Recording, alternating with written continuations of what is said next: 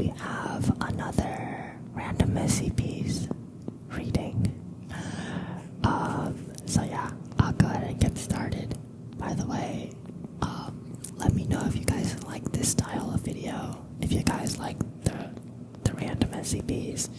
I know I have a lot of them on my channel already. I have a few of them, and I wonder if they're like too repetitive or something. I hope they're not too repetitive. But yeah, let me know if you guys like it. Other than that though, I'll go ahead and get started without any further interruption. So just sit back, relax, and I hope you enjoy the following random SCPs. Okay, the first random SCP that we have is SCP-7618, Object Class Keter. Special containment procedures. In order to disprove the effects of SCP-7618 in the eyes of broader society, relationships between fog and deep introspection are to be perpetuated in pseudoscientific communities. Civilians experiencing intense effects of SCP-7618 must be led to believe their experience was caused by a combination of the placebo effect and hallucinations. If these measures prove unsuccessful, the subject will be administered Class A amnestics and their earlier claims disproved. Foundation personnel must be kept indoors during an SCP-7618 event under the guise of a highly dangerous anomaly that targets individuals in SCP-7618. In the event that a Foundation employee is affected by SCP-7618, they are to be approached by the Fire Suppression Department to ensure their employment.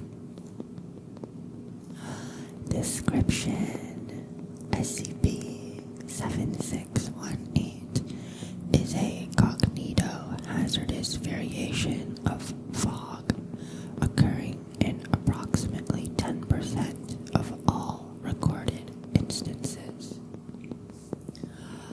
When a subject stands in SCP-7618, they will experience a brief hallucination of their possible futures. These futures are vague and largely defined through brief flashes and strong emotional reactions. Despite the lack of evidence, all subjects will fully believe in the accuracy and possibility of these hallucinations. These beliefs can be nullified through the use of Class A amnestics. Addendum Camera Log. SCP-7618 manifested during an early morning fog around Site 17, with senior researcher Patel being the only recorded subject to suffer its effects. Okay, and then we have some more like stuff. Following the events of 7618.1, Patel arranged to talk with a representative from the Human Resources and Fire Suppression Department regarding his experience with SCP-7618. 2 years following this interview, Patel died as a result of a minor containment breach. His service in the Foundation during that time furthered the research of at least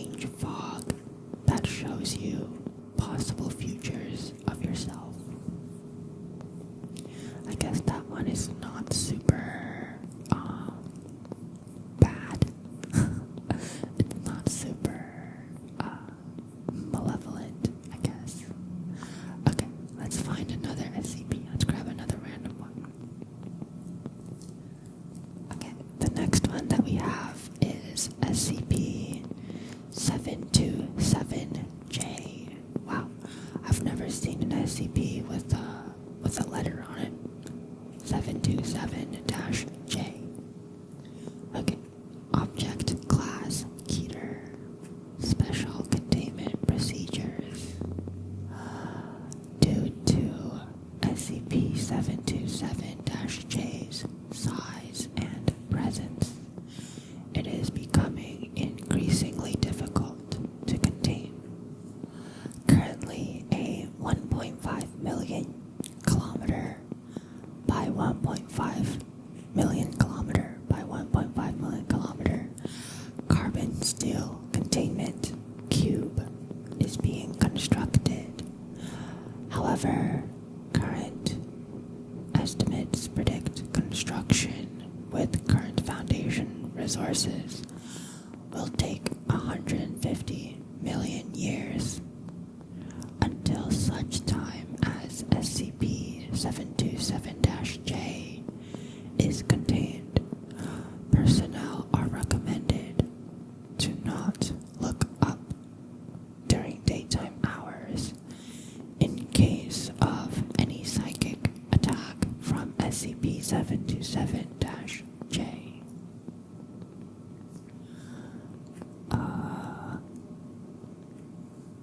Wow, they're making a cube that will take 150 million years to construct. Is that even worth it at that point? I don't know. Is there a better solution? That one takes a long time. Okay, description. SCP-727-J is a large celestial object positioned approximately 150 million kilometers from Earth and is 1.4 million kilometers in diameter. SCP-727-J was originally considered to be of considerably smaller volume. However, examination by Foundation personnel led to the discovery of its large size and classification as an SCP object. SCP-727-J breaks several known physical laws. It does not fall into the earth, but instead remains suspended above it. As well, it appears to be able to generate flame in the absence of oxygen. Study into how this is accomplished has been unsuccessful. SCP-727-J appears to have some form of psychic influence on the Earth, causing the Earth to rotate in a circular path around SCP-727-J. SCP-727-J also has a mimetic effect of causing itself to appear to rotate around the Earth. This is suspected as a mechanism to make itself appear more harmless. SCP-727-J is capable of reaching extremely high temperatures. During testing, several Class D personnel were ejected into SCP-727-J, and all were found to be incinerated. Continual exposure to the rays emitted by SCP-727-J causes radiation burns. Malevolence of SCP-727-J is suspected. Wait, is this the sun? Is this SCP the sun? I think it's the sun, guys. I don't know if this is an SCP. It's just the sun. Okay. Addendum. During routine examination of Foundation airspace, Foundation personnel discovered several thousand possible instances of SCP-727-J. Construction of containment chambers for each instance is currently underway. Is that just like stars? Maybe not. I don't know. Another addendum.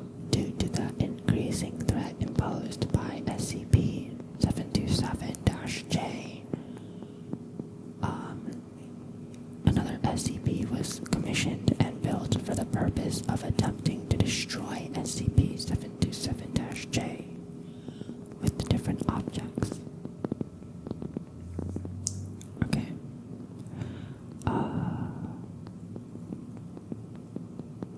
Is this the sun?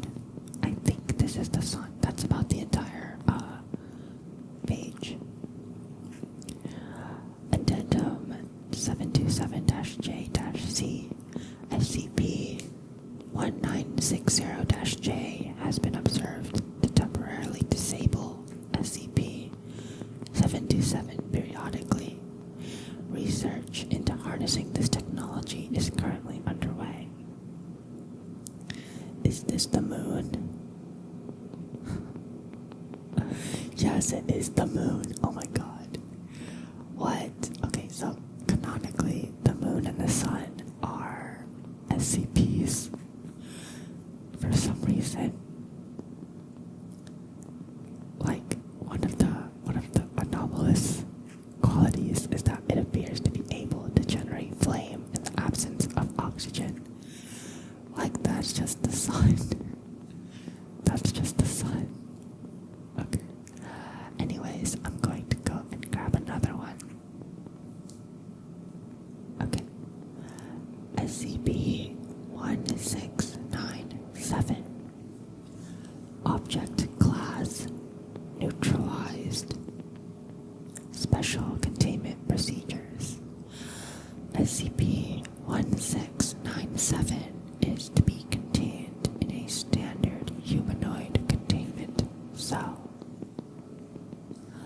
Given its anatomical deficiencies, measures have been taken to alleviate most discomfort and provide simulated faculties of an integumentary system. A tissue hydrating lotion is provided to maintain functioning musculature, and a superficial injection of lidocaine solution is granted in moderation and at discretion of the project head. SCP-1697 is to be granted rehabilitation treatment for symptoms of extensive muscular acidosis. Certain equipment and secure areas have been authorized for use by the subject during supervised exercise periods granted twice weekly. These are all considered privileges and may be revoked if the subject refuses cooperation or at the discretion of the project head. Description: SCP-1697 is the animated body of the deceased Dr. Charles Lexie, former head of the Science Museum of Minnesota's Body World exhibit, a public gallery dedicated to the function and display of the human body. In March of 2012, Lexie was diagnosed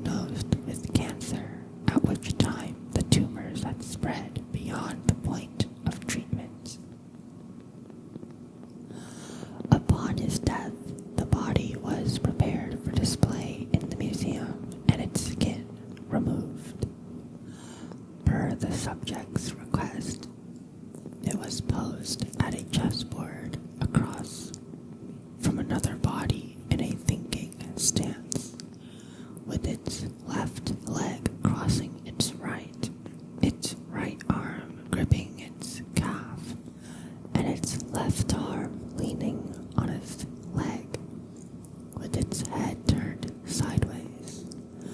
As part of the demonstration, a quarter of the subject's skull was removed to reveal the brain.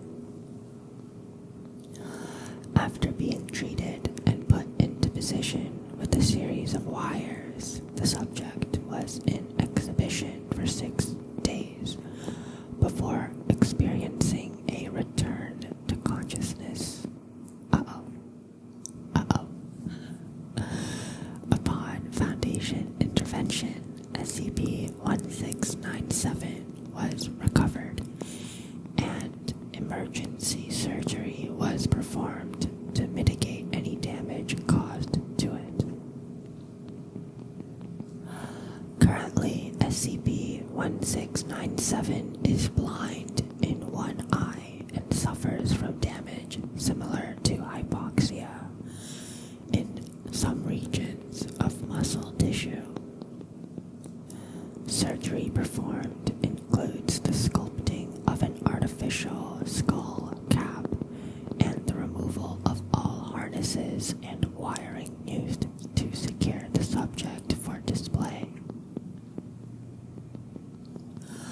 SCP-1697 does have a functioning circulatory system, although its blood is almost entirely composed of plasma. Testing reveals a small number of erythrocytes, well beneath the minimum hematocrit for bodily respiration. Electrolyte and plasma protein levels appear to be consistent with typical human blood, as well as hormones produced by a man of the same age as the subject.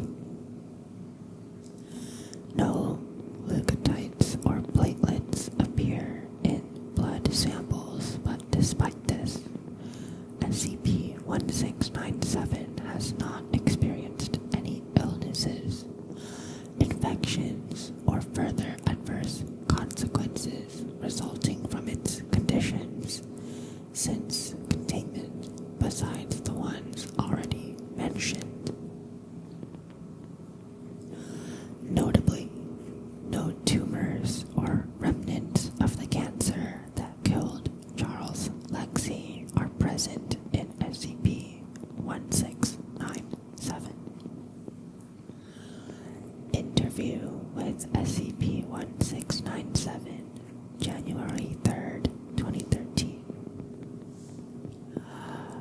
Good evening. Wait, okay, I should probably say who's saying it. Senior researcher Dr. David Holmes. Good evening, 1697. Good evening, Dr. Holmes. We're going to begin with your account of how you woke up. Afterward, we can discuss your personal history. Phenomenal. I am a fan of your professionalism, Doctor. Okay, I think I'm gonna say the doctor's dialogue in your left ear and the SCP's dialogue in your right ear. I think that could work. What is the last thing you remember before your condition? By the time I was speaking to my family, the tumor had metastasized and spread through most of my body. The last thing I did while my head was clear was draft a few professional letters and say goodbye to my wife. Then they put me on painkillers and I fell asleep. How did you wake up? I wonder if there was was any morphine left in my system. It felt like I was coming down off of hard drugs. I wasn't even in pain until I realized that I should be. No eyelids and such. Not as uncomfortable as you'd think, but I suppose most of the pain receptors are in the skin, so there you go. I come to in a rush. People see me moving and start screaming. I tried saying, well, butter my biscuits and call me Sally. Where's my skin? But most of them seemed really put off by that. Is there anything you can say that might be helpful in learning about what happened to leave you like this? I'm fairly certain that I'm dead. Mostly. It doesn't feel the same. Besides having the physical feeling, there are no words for it, I think. It doesn't feel like being alive. It's not frustrating or empty. It only is, I guess. I have my memories, and I think I have my personality, and my heart keeps pumping irrationally, but I don't feel like I have what I had before. If it's a soul that I'm missing, I mean, I think that's what's moved on, and that's fine. I don't know what else to say, but I just am, again, and that doesn't bother me anywhere near as much as you'd think. Is there anything else we should know? I won't be difficult in whatever it is you're doing here, but there are a few commodities that I would appreciate if you have the time, Doctor. All the time in the world. Hurtful. If I could get a very thick sleeping bag with polyester lining, that would be at the top of the list. It's kind of hard to stay warm with the blankets in the cell, and also I don't have skin. Something almost nobody knows, or I guess would have any reason to know. Cotton tends to stick to the texture of dry muscle, and it's simply impossible to fall asleep like that. I'll see to it. Have a good evening, 1697. Have a good one. A short while before the death of her husband, Courtney Lexi became pregnant. SCP-1697 was not informed of the child either before or after its containment. SCP-1697's behavior prior to the last few weeks was ideal, save for infrequent periods of depressive symptoms. Incidentally, SCP-1697 had become relatively close to Dr. Holmes, who met frequently with the subject, conducting standard interviews and often playing games of chess with it. To this date, most requests and discussion went through Dr. Holmes. On the 18th of this month, Dr. Holmes reported SCP-1697 having become aware of his son, which could not be attributed to any security or information breaches. Apparently, SCP-1697 has experienced irregular visions of his child and has become concerned about him growing up without a father, citing perceived delinquent behavior such as cigarette smoking, loitering, and on one occasion having liberated a llama from a children's petting zoo. Investigations into these visions have proven them to be accurate. During the most recent interview between Dr. Holmes and an SCP-1697, the subject requested writing a note dated before its death in hopes that it would assist its son in growing up without a father.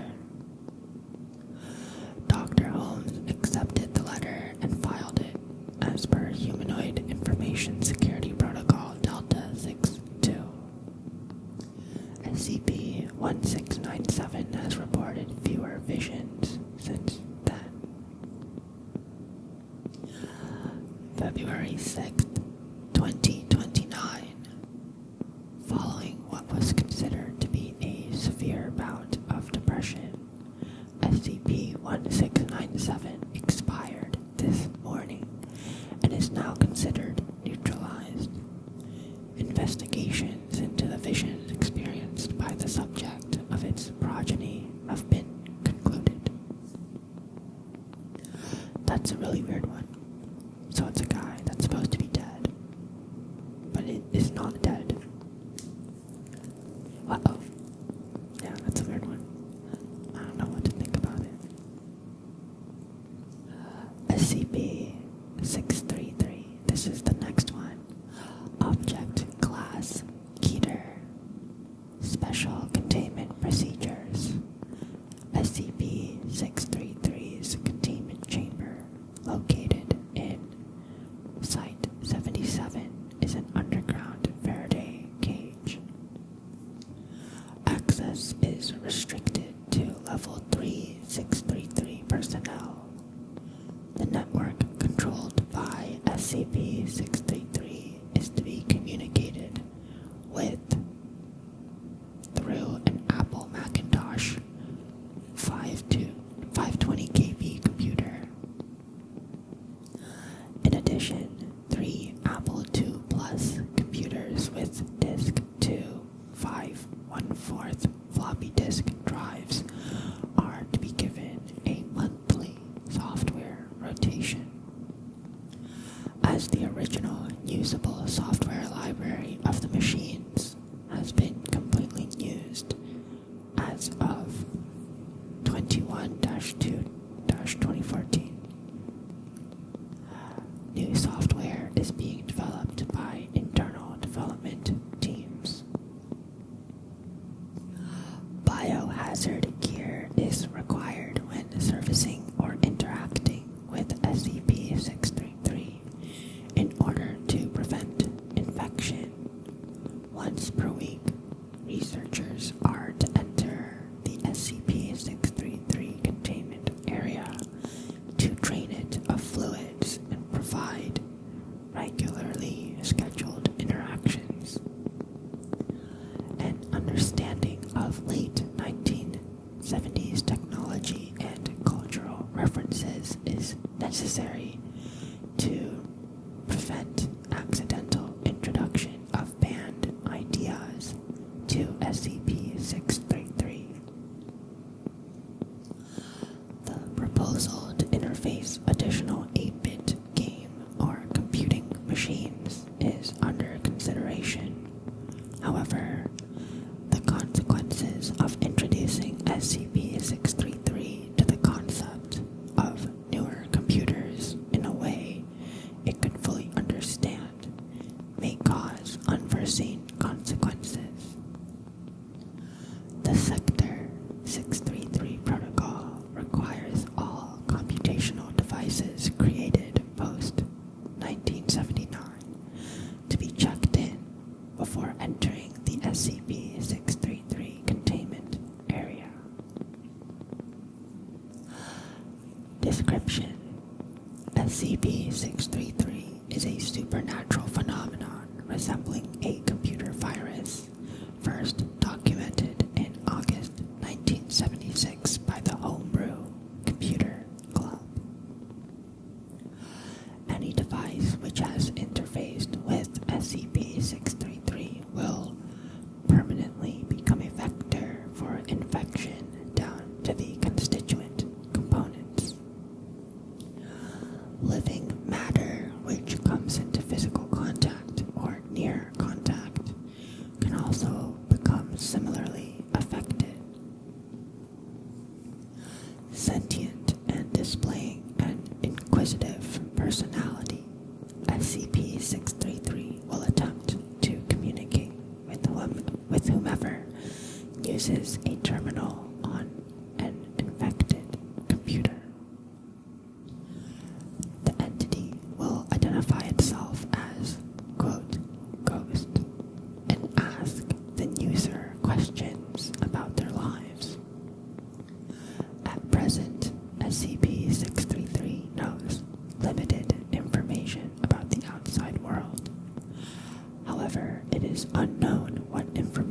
was input into SCP-633 prior to initial containment. Machines affected by SCP-633 constantly exude ectoplasmic fluids. Ew. Biological matter coming within 5 meters of these fluids is vulnerable to SCP-633 infection, even if physical contact is not made. This effect was present prior to containment, but has intensified significantly since then, requiring constant attention to prevent overflow and spreading of the SCP-633 effect. These fluids do not impede the functioning of SCP-633 infected computer components. Although this ectoplasmic residue bonds itself to biological tissue and cloth, it is non-toxic and has no malignant properties other than continuing to spread SCP-633's effect to non-biological elements. Humans affected in this fashion must undergo full chemical decontamination protocols to prevent the spread of SCP-633's effect.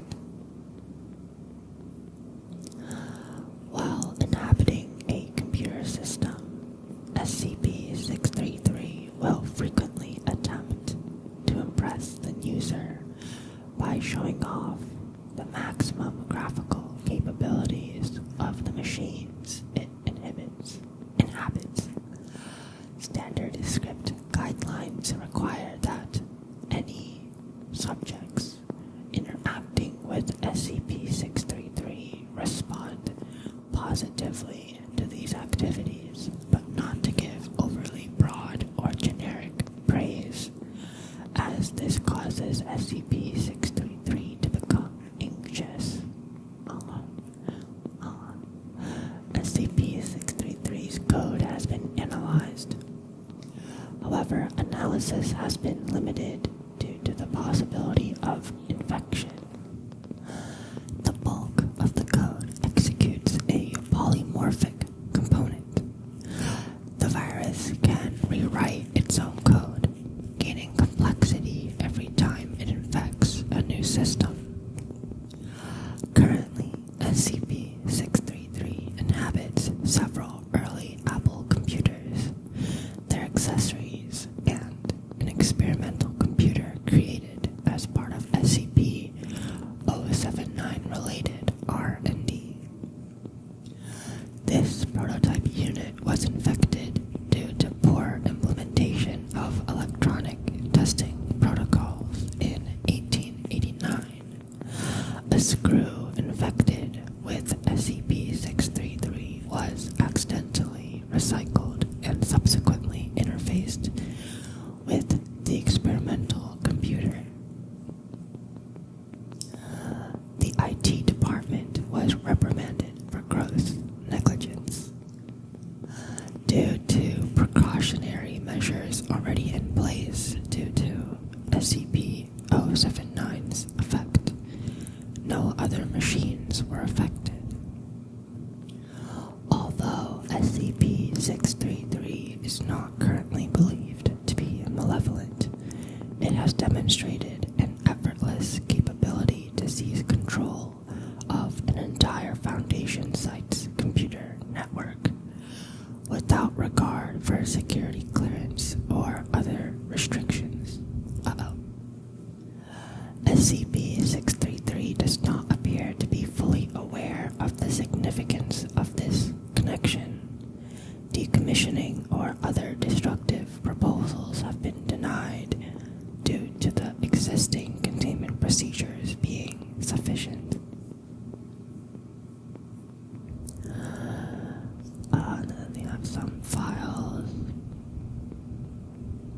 We have a quote from a director. We're lucky that a connection to the Greater Foundation network wasn't compromised. And we can't even rest easy knowing that with absolute certainty. This anomaly has repeatedly run circles around our IT department, and I'm very disappointed in their performance. You're all capable of doing better than this. With the Reeve classification, I expect no further mistakes. Yikes. Okay, a computer virus that is liquidy and can infect alive things like people. That can't be good. That can't be good. Okay, alright. This is the last SCP probably that I'm gonna cover today. Unless it's super, super short and I choose another one. It looks like it's very short actually. So I might do another one after this. Okay. SCP-7724. Object Class Euclid. Special Containment Procedures. Personnel are encouraged to no longer make short jokes at the expense of SCP-7724-1.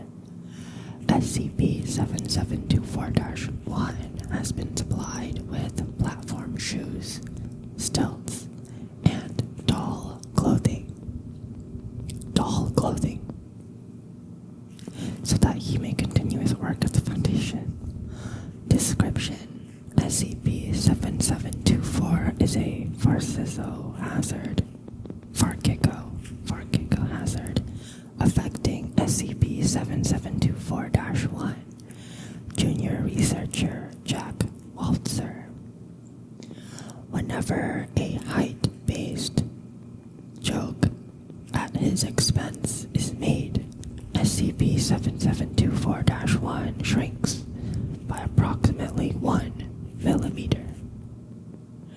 When first contracted by the Foundation, SCP-7724-1 measured 1.7 meters in height. Discovery: due to the incremental nature of SCP-7724-1's height changes and the common passing nature of the height jokes levied at him, SCP-7724 was not discovered until SCP-7724-1 had decreased nearly 0.4 meters in height. SCP-7724-1, the first to take note of the anomaly, reported his observations to his superiors, whereupon a formal investigation began. Oh, what the heck? So it's just a guy that gets smaller every time you make a short joke. That's kind of sad actually. No, don't be mean to him. What the heck?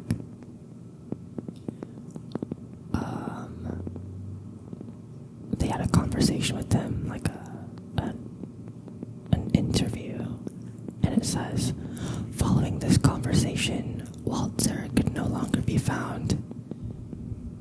Oh my god, wait a minute, hold on. Okay, actually, I'm going to read it. I'm going to read the interview. Okay. Addendum 772401, January 3rd. Following the allotment of an SCP designation, a memorandum was sent out to all Site 8 staff, requesting they refrain from mocking Waltzer's below average size. Okay, hold on. I need to know. 1.7 meters to feet. Like, was he that short to start off with? Oh, he's like 5'6". Wait, no. No. He's like 5'8", 5'7", 5'8". That's not even that short. I think that's maybe it's shorter than average, but that's not very short. Anyway. Okay.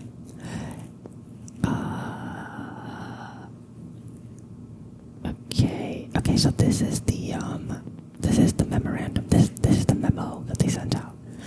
Hey guys, Jack Waltzer, or should I say SCP 7724-1 speaking. Yep, for those of you unaware, there's been a running joke where I'd be called short, small, petite, teeny tiny. You get the idea. Somehow those jokes have caused me to actually shrink every time one is told, so unfortunately the joke must end. Sad face. To be clear, I like the jokes. Oh, okay, so he's okay with the jokes. Okay, so he's okay. I thought they were just bullying him, but it looks like he's okay. To be clear, I like the jokes. Wouldn't mind if they kept going, except that I'd rather not actually be small enough to fit into someone's pockets. Haha. Thanks, junior researcher Jack Waltzer. Okay. Interview log. The following interview was recorded between Waltzer and his on-site therapist, Dr. Courtney Klein. Okay, I'm gonna have the therapist on the left side and Waltzer on the right side. Begin log. Now, as you were saying earlier, you think that you're shrinking. I don't think I am. I know I am. No offense, Waltzer, but you've always been a little on the short side. Yeah, I know. Though lately, I can't even reach the cookie jar in the break room. I know it's on a pretty high shelf, but I used to be able to reach it if I jumped a bit. But now I can't even reach it if I jump. And I noticed it after a bunch of people made short jokes at my expense the other day. I even asked around to see if someone had adjusted the height on the shelf, but no, it's in the same spot. You mean every time someone cracks a short joke at you, you shrink a little more? Exactly. I see. Do you perhaps have a short temper when it comes to your height? Not really. I don't mind the short jokes, but I don't want to shrink even more, you know? Alright, gonna go ahead and mark that down as a no. Next question, have you been feeling down lately? Wait a minute, are you cracking short jokes at my expense? Come on, I'm shrinking here. I don't need my therapist joining in on it too. Dr. Klein's pocket watch begins ringing. Oh, sorry, looks like we're a bit short on time. That better not be another joke. Officer Kurzman will escort you out and we'll reschedule.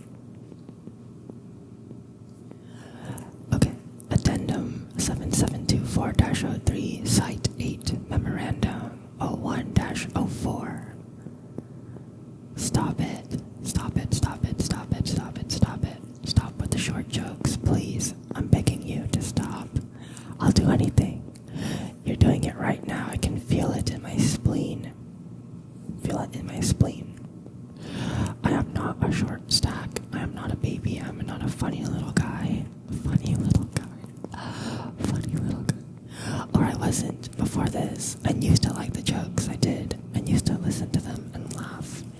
Even if they weren't funny. Because I thought you were my friends, but apparently not. Okay, actually it's kind of mean. No. Why are they bullying him? They're so mean.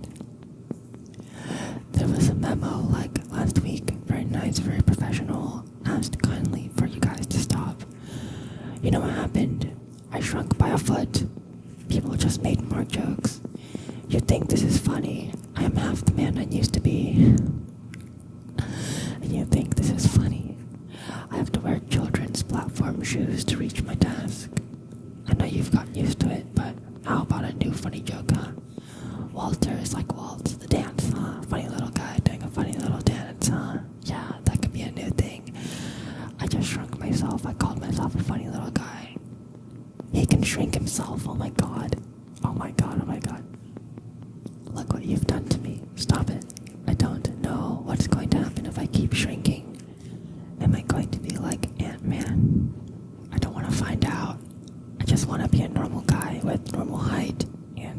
shoes. I don't know how to reason with you people. If this keeps going, there won't be any of me left. It's not funny anymore. Sincerely, J. Waltzer. Addendum 7724-04. CCTV footage. Uh-oh. The following is a recorded conversation between multiple Site personnel, Site 8 personnel, and Waltzer.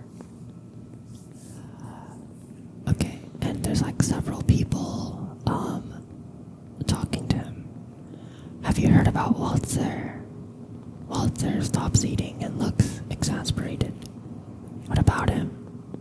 I heard he's shrinking. So he's short. Yeah. Waltzer continues to shrink. He sobs as he can no longer hold his fork. No. Why are they so mean to him? This is like awful. Little guy, tiny man, pick him up and put him in my pocket. Has to jump on his keyboard, keys to type. Klein joins the group at the table. He knocks down the booster seat as Waltzer barely manages to jump onto the table. Who does? Jack Waltzer. Can't see him, he's too small. Waltzer has shrunk so much he has disappeared into his tall clothes. Moments later, he reemerges through the left pant leg of his garments. He is naked. Oh. Help me. What's that, huh? I didn't say anything. Me neither. Maybe it was him. No. The shrimp. Shrimp can't talk. I've tried. This one does. I'm not a shrimp. Well then, he should speak up. Klein moves her face closer to the table. I can't hear you. You're too small. Stop, please. I'm the smallest thing now. I can't get any smaller. God help me. What have I done to deserve this? Maybe he shrank so much that the ants took him. Please, I'm begging you. I think that's probably what happened. End log. Following this conversation, Waltzer could no longer be found. Research into his possible whereabouts has been ruled unnecessary.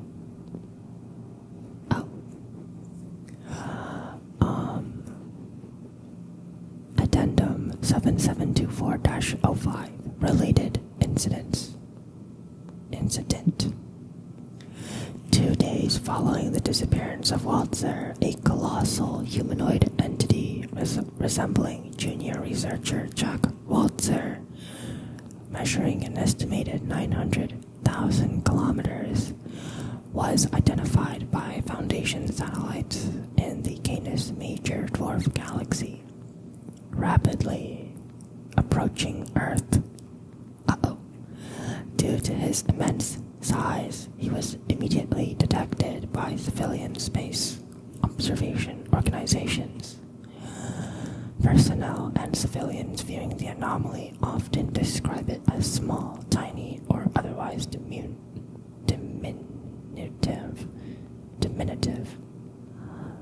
At time of writing, SCP-7724-1 measures 600,000 kilometers. And on the SCP website, the number is decreasing. Like in front of me, like right now. Like right now it says 606,862. And now it's decreasing, 606,700 kilometers. I'm truly confused. I don't know what's going on. I don't know what it is. I don't know what's happening. I don't know. So it's basically a guy that got smaller and smaller. And then weirdly enough, there's a big version of him out in space for some reason that's also getting smaller. Of course. Okay, well then, I think that'll be it for this video. I hope you enjoyed these random SCP entries. I thought some of them were pretty fun. I liked them. But yeah, I hope you have an amazing rest of your day. Let me know, by the way, if you want me to continue doing if like the videos themselves are a bit repetitive, because it's like the same style of video over and over again. But also at the same time, I think they're fun to record, and it's like new SCPs each time. So it could be a little bit like refreshing. I don't know. Just let me know if you guys like these or not. But other than that, yeah, have a wonderful, wonderful, wonderful, wonderful day. Rest of your day, rest of your night, your afternoon, your morning, whatever time it is for you. And I will see you, hopefully,